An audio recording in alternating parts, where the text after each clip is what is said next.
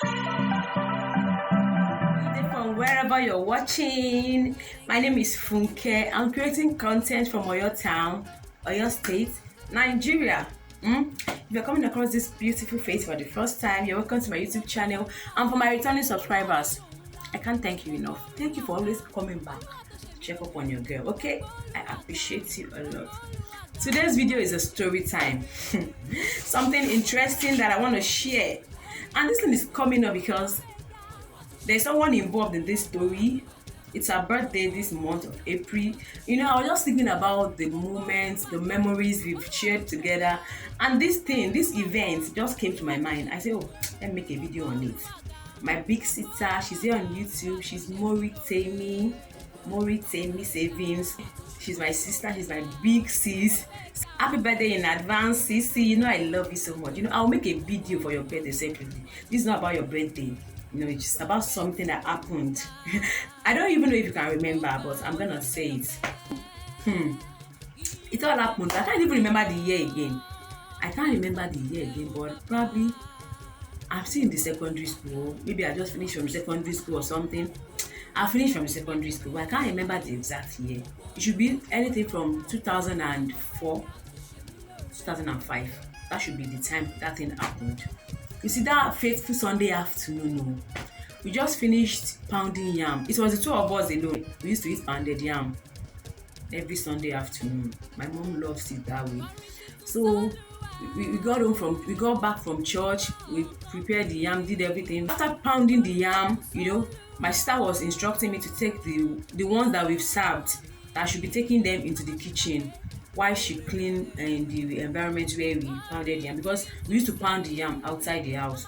Nigerians will understand what I'm trying to say. Our Africans generally will understand. So after pounding the yam outside, my sister was instructing me to, you know, take the things we used inside. So, you know, as a kid that I was, you know, I was still very young. So I was now playing about.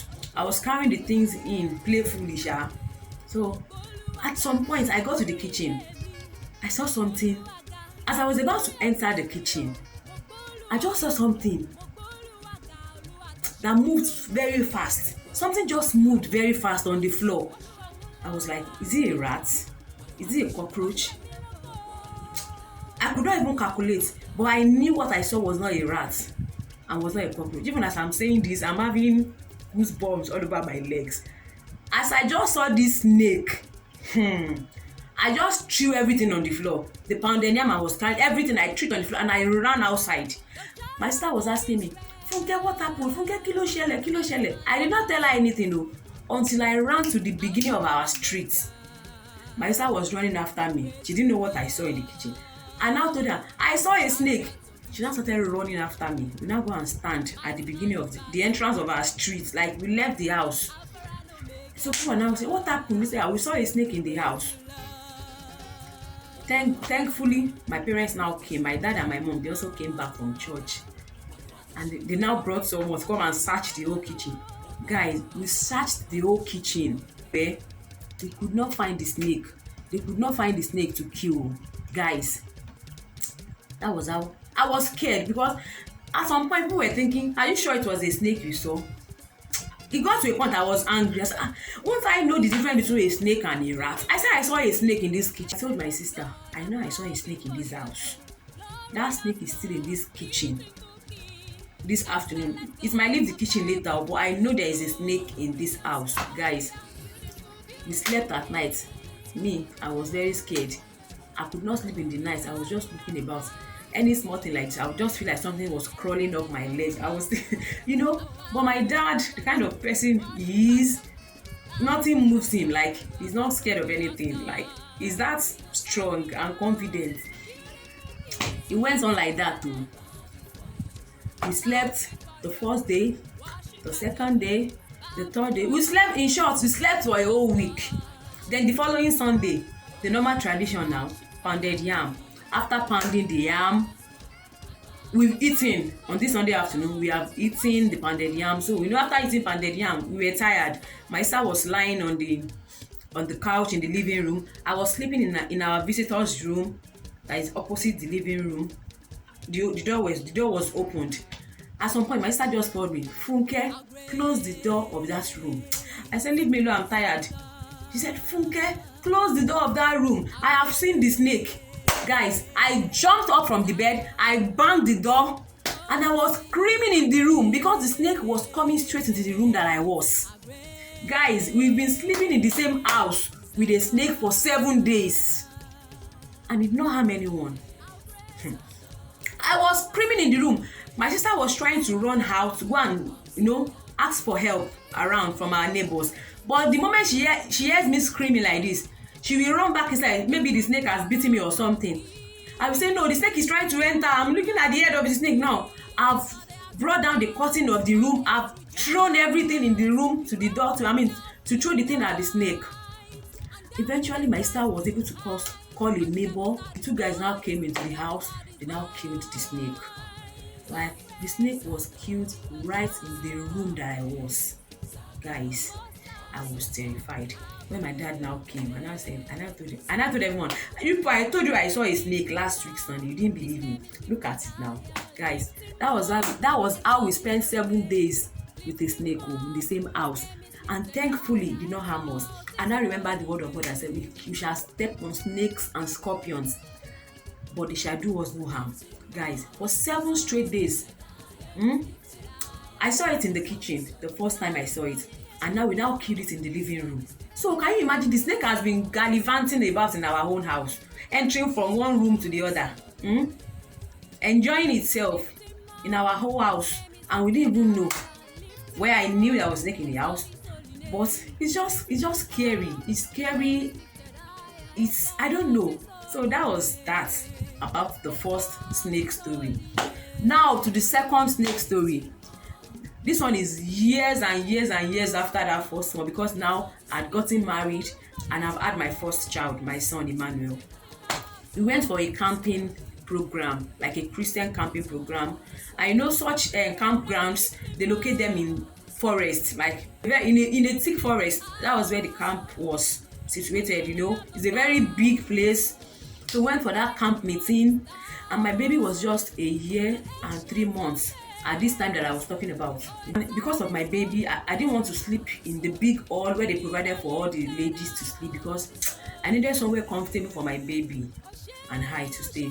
So my dad now found a place, a room, like it was like a self-contained room, a room with a bathroom and toilet. He now found the place for us. The campground was still under construction at this time. It's a new place. They're trying to build hostels and stuff. So we now got to the place where they found for me. My sisters helped me to bring my things, my stuff into the room. I'd laid the bed.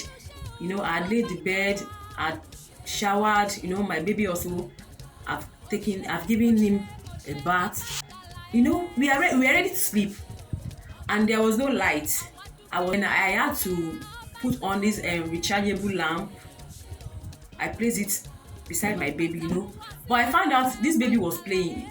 It was not ready to sleep, and it's about 10 p.m. or 11 p.m. already, and I wanted to sleep, because by 5 a.m. we are up again, to start everything and to go back to the hall for programs. So this baby was not ready to sleep. I was tired. I said maybe I should turn off the lights. Maybe if I turn off the lights, it's going to fall asleep. And there's this other woman that joined us in the room. She's an elderly woman. She joined us in the room. So the woman had already slept off. She had taken off all her clothes. She had slept off. I was also I was barely wearing anything that night. So I just said, let me turn off the lights. The woman said, okay, maybe if you turn off the light, the baby will sleep. I said, yes, ma'am. And I turned off the lights. Guys, I didn't know that thing that struck me. I just woke up. I'd already slept off. I just woke up and I said, let me just on this light.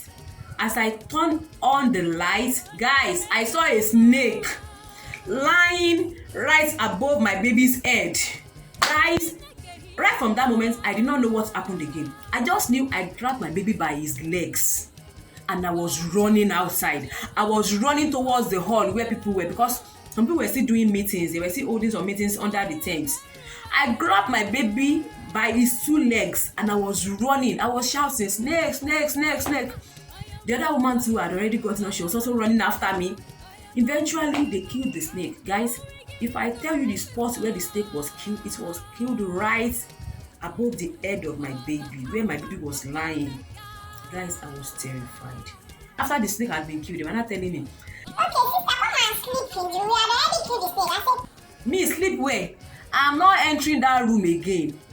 My stuff people will help me to bring it out. I will not even enter that room to bring out my stuff. Guys, I did not enter that room again. That same hall that I was running for, that I don't want to sleep in because there are many people there. That was where I slept for the remaining 4 days of the camp. My stuff that was in that room, I did not go there to pick them. It was people that helped me to bring out my stuff. I did not step my feet inside that room again. Guys, I was so terrified. I was so scared. I don't even know how to explain it. A snake right above my baby's head. Guys, it's a miracle. It's a miracle. And I'm really thankful to God for saving me from snake bites on these 2 occasions. It's been God all the way. Because His word has said it already now that we're going to step on snakes and scorpions and all dangerous animals, but they're not going to do us any harm.